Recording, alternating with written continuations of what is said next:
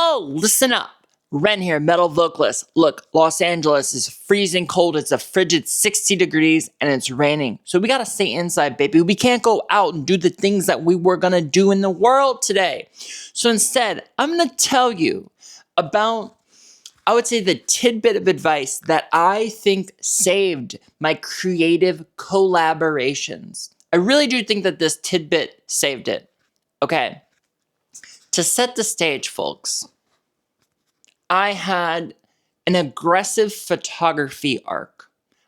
I still take photos. I love taking photos, making them, if you will. But I wouldn't really identify with being a photographer at this point. But there was a time where I absolutely did identify with being a photographer.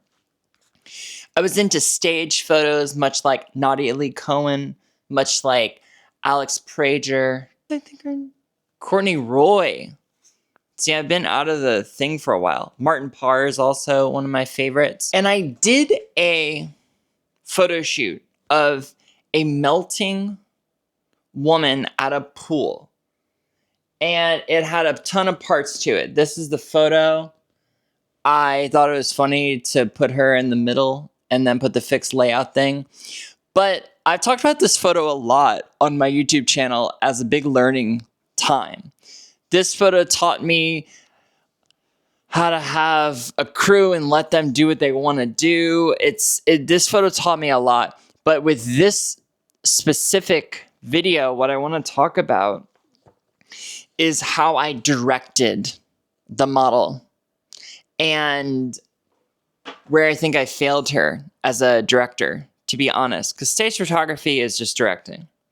And music, being a singer, is you're being a musical actor.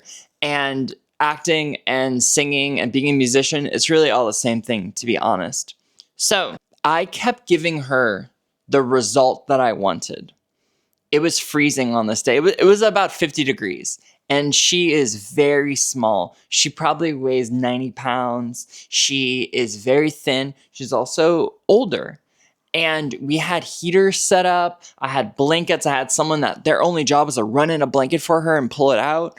We did everything we could to keep her warm, but it was miserable. It was miserable for everyone. Also, this photo looks pretty bright. To be honest, on the day, it was quite dark. It was like a day like today in LA. And so there's a lot of post-production to make it look kind of bright and hot. And the only thing that I was telling her was around, look warm. Look like you're so hot, you're exhausted from the heat. You're so tired. You can't handle the heat. It's so hot. You feel like you're melting. Because the concept was that she was sitting in the sun. She didn't really care that she was in the sun. And she was just melting away in the sun. And I kept giving her the result that I wanted. Look like you're miserable and hot. This went on for a long time. And spoiler alert, nothing really changed in her performance. And if anything, she just got more and more upset as I kept directing her. There was one little thing that got her moving. And I started acting like I was her daughter. And I was saying, Mom, you've been out here for an hour. Please come in. She was like, no.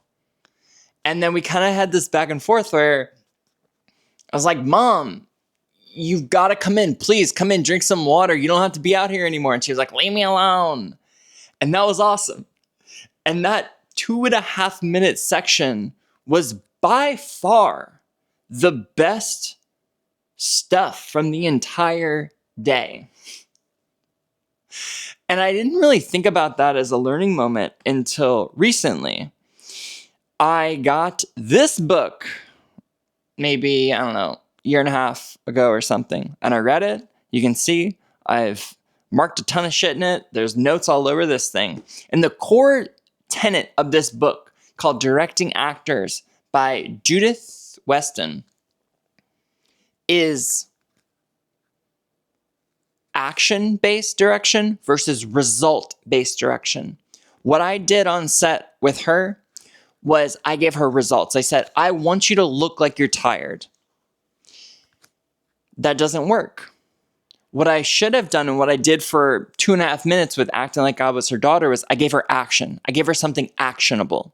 Saying, look tired, that's not actionable. But say, play this one like you just worked 3 24-hour shifts and you've been up for 3 days straight working. And then you have to come home and clean up a flower pot that fell on the ground and busted and there's dirt everywhere. You have to clean that up right now.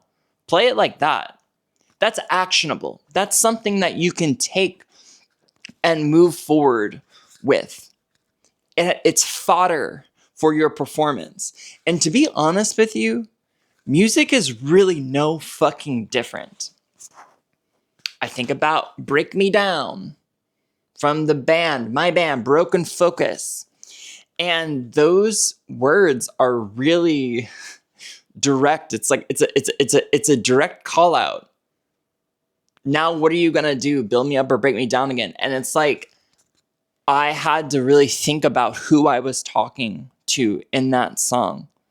And I had to think about what they were telling me and to get that emotion of it. So what you want from me? Like, it has a degree of just being like done. Like, what the fuck do you want from me? Like, what can I do? And that helped like motivate where those lyrics were coming from. Spit is super angry and aggressive, and I feel like the whole time the vocal is like really forward. The whole time it's like here, it's about to like get you. And those are the lyrics are, and I had that in mind. I painted a picture for myself there.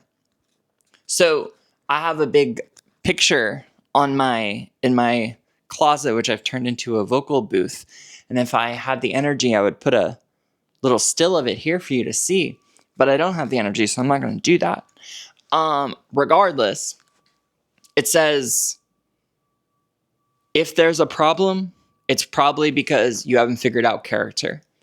And that's always it. It's never about the notes. If you can't hit the notes, it's not that. Note problems are not note problems. It's character problems. It's motivation problems. It's an emotion problem. Because singing, music in general, you're playing the guitar, drums, whatever, it's all about conveying emotion. And I've taken the core philosophy of this book, which is action-based direction over result-based direction. Again, action-based direction is giving inspiration. It's giving an action. It's saying, hey, what if you try this one and think about, blah, blah, blah, blah, blah, blah, versus do this one and it needs to sound angrier. That's not actionable.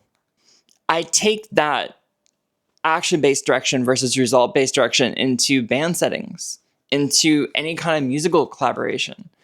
Because I think a lot of the times we default to saying things like, this should be faster. And everyone's concept of the word faster, which is a result, is different. What I think is fast might not be what someone else thinks is fast. So it's really a useless piece of information to give somebody. Something useful would be, what if this song felt like it was about to run away? What if this song felt like it was constantly on the verge of getting too fast, but it always like holds itself back? What if it felt like a champagne bottle that was being shook the entire song, but the cork never popped? And those action-based direction pieces are much less about the tempo, and they're more about the feeling and the emotion of the song. Because there are songs that the BPM is quite slow, but they feel fast, So I really try to think about this in a writing session, in a collaborative session, especially in a studio session, when nerves are there and people's perceived things that they want to accomplish are there. I really try to think about just adding a little piece of fodder.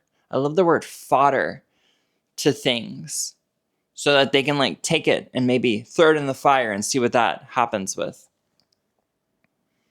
I think this is such a big deal for collaborative collaborations. Because with result-based direction, with result-based input, at best, it does nothing. Look like you're warm. Play this faster. At best, it does nothing. At worst, what it does is it makes people feel insecure. Because if you say something like, hey, can you act like you're hot? Temperature-wise, or I don't know, maybe appearance-wise. I would say even worse appearance-wise. You feel bad because you already think to yourself, I'm already doing this, what I think is fast. I'm already playing this like I'm burning up. I'm already doing it. So when you do it again and you try to put that note in and say, let me try to find this. And then you do it again and you don't hit it. And then you get the same note and the same note and the same note. And you just become more and more insecure. Then you become angry. And that's what happened on set with this photo. You know, she already thought that she was doing it as warm as she could, as hot as she could. There was no more she could do in her head. And it was a failure on my end for not giving her some fodder, not saying, hey, mom, come on in, and giving her something to play off of. And I think music's no different with that. I think some of the best musicians are able to add some action into the writing process.